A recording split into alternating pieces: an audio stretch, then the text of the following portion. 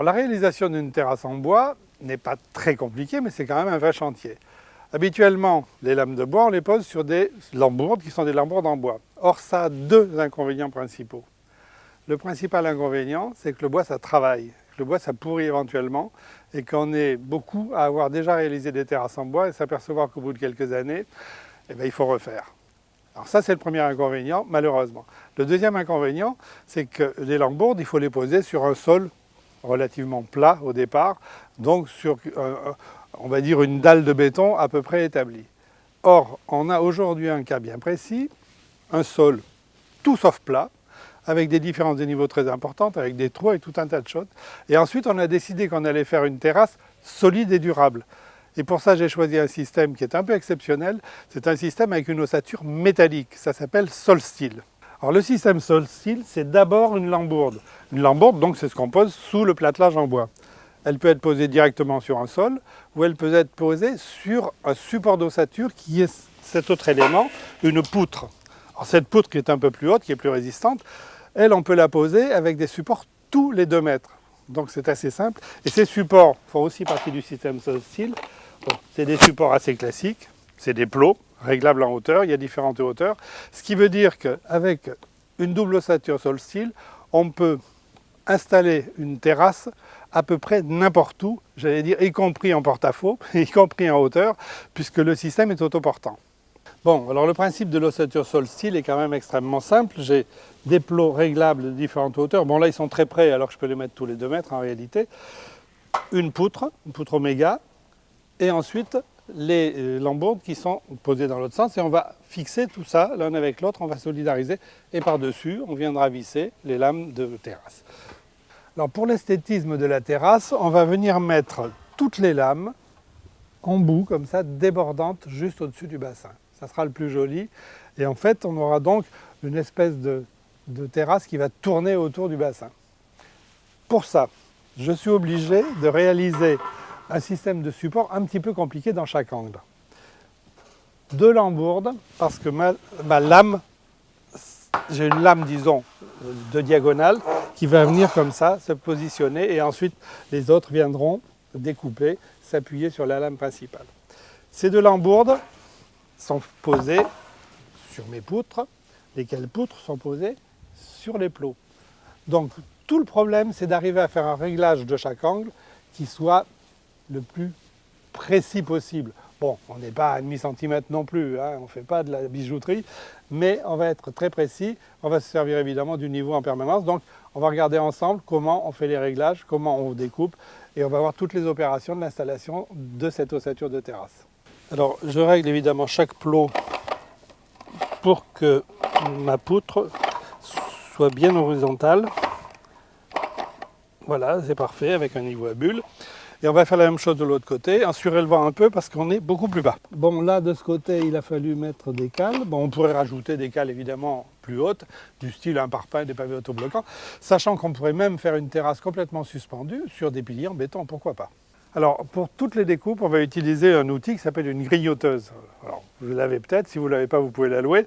La grignoteuse a un intérêt par rapport à ça, c'est qu'on est sur du métal qui a été galvanisé et que ça ne va pas enlever la galvanisation. Alors que si je coupe avec une meuleuse, par exemple, la découpe enlèvera la galvanisation, donc le métal pourrait rouiller. Donc la grignoteuse. Alors, c'est un outil, il faut un petit peu s'habituer à le manipuler. C'est pas ce que je sais le mieux faire, mais on va y arriver.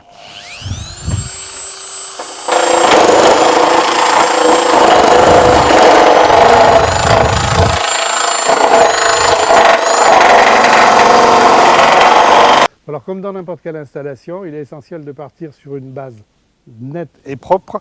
Donc je vais aligner ma poutre de base sur le bord de la piscine. Là c'est le cas. Donc je pourrai ensuite poser toutes mes poutres à 1 mètre d'espace. Et puis on verra ensuite la pose des lambourdes. Bon là je positionne à peu près tous les mètres les poutres. Donc mon premier niveau d'ossature. Et on va les régler les unes derrière les autres en partant de l'angle qu'on a fait au départ. Alors pour la pose des poutres le long du bassin, on va utiliser ça, c'est une bride murale. Donc la bride, je la positionne à 1 mètre de la poutre déjà en place, 10 cm au-dessous du niveau de la bordure. On va tracer, percer, cheviller.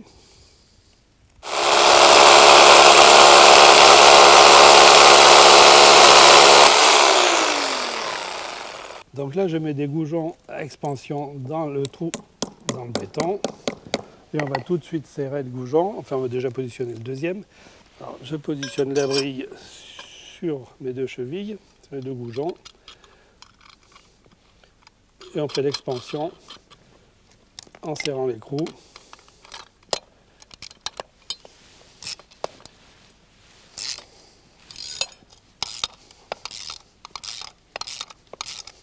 Alors toutes les fixations vont se faire avec des vis autoforantes et la visseuse. Et là je fixe la poutre sur la bride. Voilà, elle est bloquée, pas de souci. Et on va continuer notre montage. Alors là j'ai fixé une poutre avec une bride, pareil, une bride murale à 3 mètres de la première. Tout simplement parce que maintenant je pose ici une lambourde qui est en bordure le long du bassin. Mais vous avez vu que j'ai été amené à faire quelques petites découpes pour pouvoir adapter évidemment la lambourde à la forme du bassin parce qu'on est toujours dans des cas très particuliers. Donc là une découpe, là-bas aussi. Donc j'ai ma lambourde qui est posée, on va la fixer et ça va nous permettre de démarrer l'ensemble de pose des lambourdes. Je fixe la lambourde sur la poutre. Voilà, avec 2 vis en diagonale, et ça sur chaque poutre.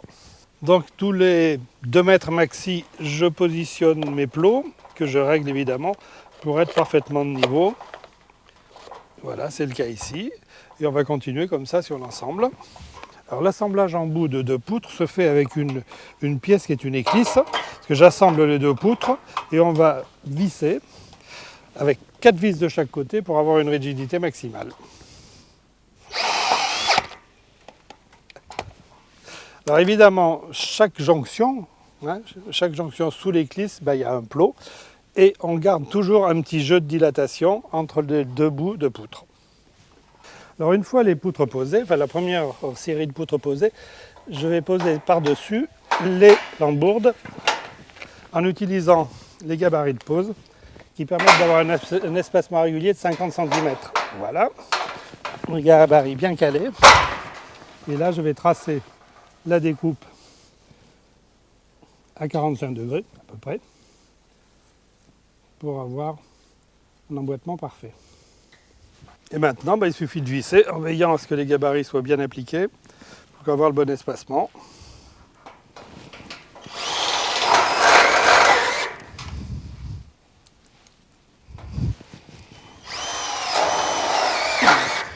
Et on vise toujours en diagonale.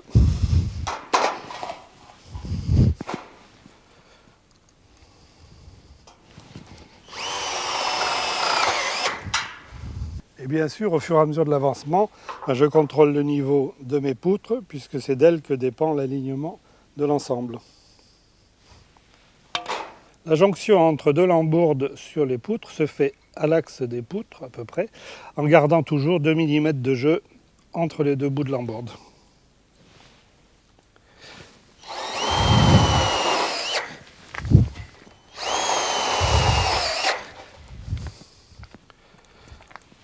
Alors une astuce pour savoir si tout est bien calé sur l'ossature, c'est simple, c'est de marcher dessus.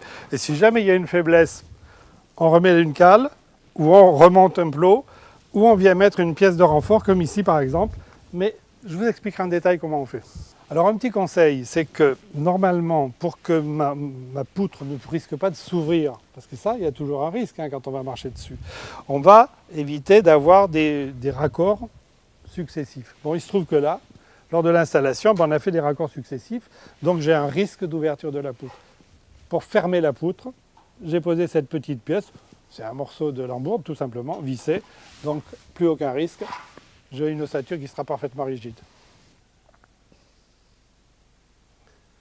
Ça y est, l'ossature est terminée. Alors le système Solsteel avec de l'acier galvanisé permet d'avoir quelque chose d'extrêmement stable, très solide, et parfaitement imputrescible bien évidemment, puisque c'est de l'acier, et comme il est galvanisé, il ne risque pas de rouiller. Donc maintenant on va passer à la deuxième étape, la pose du platelage des lames en bois sur l'ossature. Alors pour la pose des lames, on commence par les 4 diagonales qu'il y a dans les angles de ma terrasse. La lame est posée débordante des 2 côtés, centrée sur la double ossature, et je fixe avec des vis autoforantes.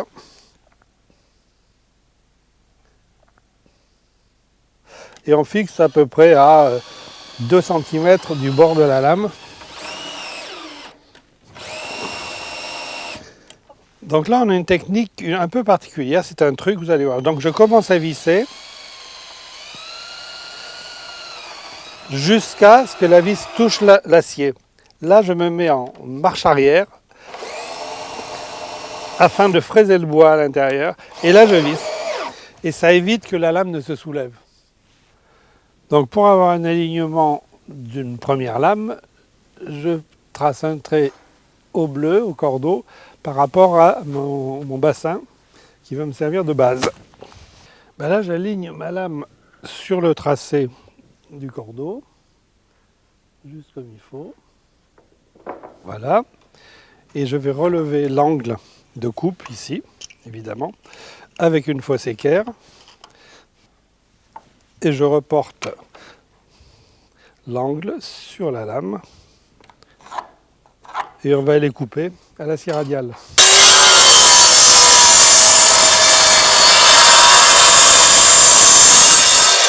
Un petit coup d'abrasif pour casser l'arête. Voilà, et on peut aller poser. Donc là, je positionne ma lame avec une petite cale qui va nous servir, une cale d'espacement qui est de 4 ou 5 mm, on choisit, là c'est 5 en l'occurrence, et qui va nous permettre d'avoir des lames régulièrement espacées. Et puis ensuite, je visse comme tout à l'heure. Alors dans le système Solsteel, le gabarit d'espacement des lambourdes me sert aussi de gabarit de fixation des lames parce qu'il me donne d'une part la bonne distance de 2 cm par rapport au bord de lame et ensuite il me permet d'aligner les vis tout au long de la pose. Alors pareil.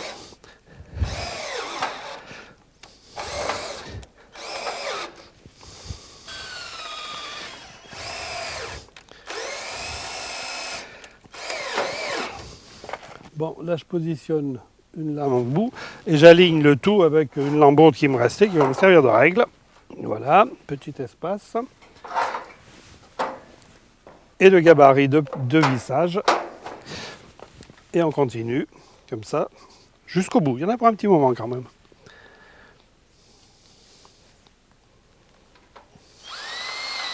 Alors les lames suivantes sont toutes posées évidemment en utilisant les cales dans un sens et dans l'autre.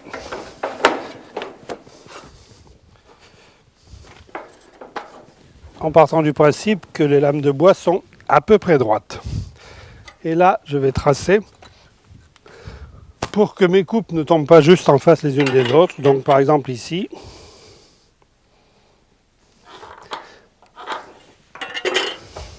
Et on va couper.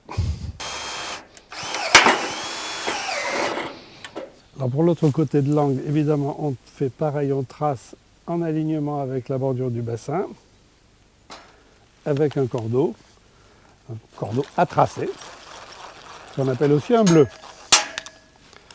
Alors comme ici, j'ai un appui qui est quand même très irrégulier, pour éviter que les lames ne bougent et ne fassent du bruit, en bout, on va déposer un cordon de colle, de mastic colle un peu épais, qui assurera donc la jonction avec le support. Et en même temps, c'est un mastic étanche, donc j'aurai l'étanchéité quand la piscine sera remplie, bien évidemment. Et je pose sur mon cordon. Voilà.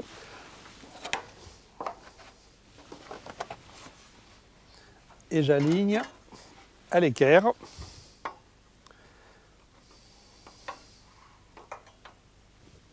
Alors le gabarit permet d'avoir un bon alignement des vis, ce qui n'est pas obligatoire techniquement, mais qui est quand même beaucoup plus esthétique.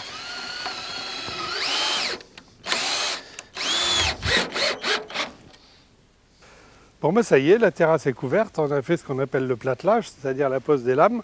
Alors c'est vrai que c'est l'opération la plus longue, parce qu'autant l'ossature c'était assez rapide, poser 100 mètres carrés de lames, là c'était quand même un petit peu long. Et on va finir en arasant tout autour du bassin et sur les bords pour avoir des lignes parfaitement droites, des coupes bien droites. On va le faire tout de suite. Bon, alors, tout simplement, je trace au cordeau à poudre, avec évidemment un assistant de l'autre côté, pour savoir où couper avec précision. Voilà, le petit coup de cordeau.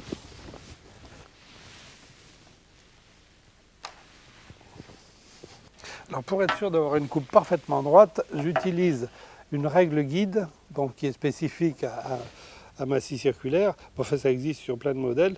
En fait, ça va me servir de rail pour guider la machine.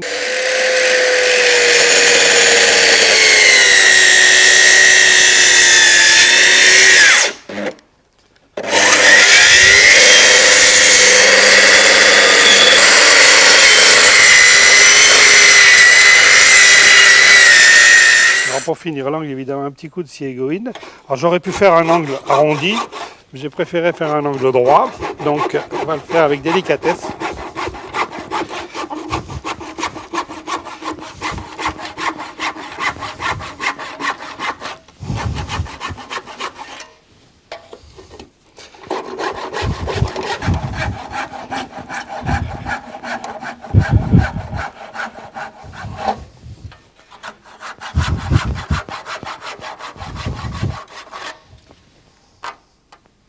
Alors un petit coup de ponçage pour abattre l'arête. On pourrait évidemment arrondir aussi la bordure sur le bassin avec une défonceuse, mais c'est un peu plus compliqué. Alors déjà le ponçage c'est pas mal.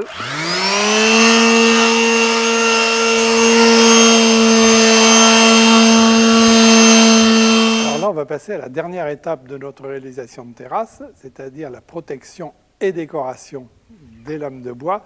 Alors il faut que je commence par une petite étape. C'est en fait de reteinter les champs qui ont été coupés, sinon vraiment ça ne serait pas joli.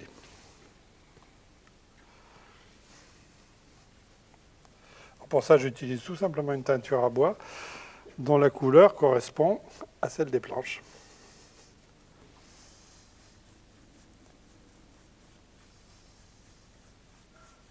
Alors le bois en terrasse est évidemment un matériau naturel, chaleureux, sympathique et écologique qu'on aime bien. Mais le bois doit être protégé. Il doit être protégé des intempéries, c'est-à-dire à la fois de l'eau, principalement, et du soleil, des rayons UV. Alors, il y a une solution, un produit qui est vraiment le produit idéal, c'est ça, c'est un saturateur. Un saturateur, c'est un produit qui va pénétrer dans le bois pour le protéger. Alors, on verra tout à l'heure qu'on peut utiliser aussi d'autres produits, mais ça, c'est pour tout à l'heure. Alors, un saturateur, ça veut dire que c'est un produit qui pénètre. Donc, on va faire un test sur notre terrasse, c'est le test de la goutte d'eau. Alors, le test de la goutte d'eau consiste à déterminer si le bois est absorbant ou pas. Il ne s'agit pas d'être poreux, parce que le bois est toujours un peu poreux. Donc par exemple ici, je dépose un peu d'eau. On s'aperçoit que l'eau, petit à petit, la goutte s'étale, et l'eau petit à petit va pénétrer dans le bois. Donc j'ai un bois qui est relativement poreux, qui va être absorbant. En revanche, là j'ai une autre lame qui n'est pas tout à fait la même, et on voit la goutte d'eau perlée, c'est-à-dire qu'elle ne pénètre pas du tout. Alors, pourquoi cette explication? Parce que lorsque j'ai un bois qui n'est pas absorbant, je vais être obligé de le préparer avant d'appliquer le saturateur. Et je vais le préparer avec un produit qui est celui-ci. Alors le préparateur saisonnite est un produit qui est spécialement destiné justement à préparer un certain nombre de bois, et en particulier donc tous les bois qui sont non exotiques, parce que pour le bois exotique, on a des traitements qui sont différents. Donc là, j'ai un pin qui est étuvé, celui-ci n'est pas assez poreux, donc je vais appliquer le produit qui va le stabiliser. Ça va stabiliser le bois et ça va en réalité, donc, comme je vous le disais, le protéger. Et je vais laisser agir ce produit pendant plusieurs mois, voire jusqu'à l'année prochaine, parce que mon bois sera protégé et l'année prochaine, je pourrai appliquer le traitement qu'on va faire, c'est-à-dire le traitement au saturateur. Donc produit incolore qui ne modifie en rien la structure du bois, mais qui va le protéger et préparer sa surface. Le saturateur que j'ai choisi, donc Textrol, de la gamme Ovatrol, est un saturateur pour bois tendre, c'est-à-dire spécifiquement destiné à ce type de terrasse en résineux, puisque c'est un sapin, on va dire au sens large du terme, même s'il a été étuvé, c'est un bois tendre. Si j'avais une terrasse en bois exotique, ce serait évidemment un autre produit. Le produit existe évidemment en plusieurs couleurs, plusieurs tonalités de bois, plus ou moins foncées. Moi, je trouve en général que plus foncé, ça protège mieux. Donc, j'ai choisi une couleur relativement foncée, relativement, je dis bien, qui est un chêne un peu foncé. Alors, application au rouleau, à la brosse, grosse brosse, grande brosse carrée, ou pistolet.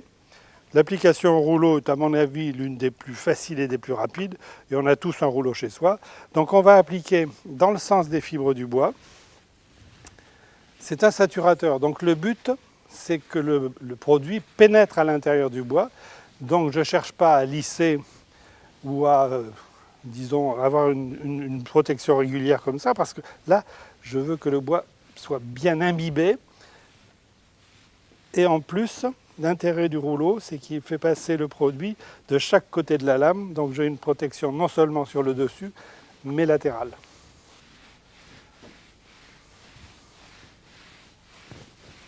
Alors pour avoir une pénétration parfaite du saturateur, on applique une deuxième couche, on va dire ce qu'on appelle mouillé sur mouillé. C'est-à-dire qu'à peu près au bout d'un quart d'heure où j'ai passé la couche, je vais dessus directement avant que le saturateur n'ait séché pour bien imbiber le bois, pour qu'il soit, comme le nom l'indique, parfaitement saturé et donc protégé. Alors, on va faire attention à une chose, c'est chaque fois qu'on a un surplus, comme ici, là où il y a vraiment une flaque, on va l'essuyer au chiffon, tout simplement parce que si je laisse un surplus de produit, le produit risque de briller alors qu'on a choisi une finition mate. Donc tous les surplus, on essuie au chiffon, délicatement, et on attend que ça sèche tranquillement. Bon là, on a terminé le traitement avec le saturateur. Vous avez vu un effet superbe qui conserve l'aspect du bois, qui le colore très légèrement puisqu'on a choisi une couleur un petit peu soutenue, puisque plus la couleur est soutenue, mieux ça protège. Alors, il y a une autre solution qui est complètement différente, qui est un choix décoratif, puisque là, il s'agit d'une lasure, alors d'une lasure très particulière, puisque c'est une lasure opaque. Ce n'est pas une peinture, hein, c'est une lasure. Ça veut dire que le bois va être protégé, mais va continuer à respirer. Alors, il y a plusieurs couleurs. Moi, j'ai choisi une couleur tendance, on va dire juste pour vous montrer. Ça, c'est du taupe. C'est exactement la couleur que j'ai choisie pour les sièges ici.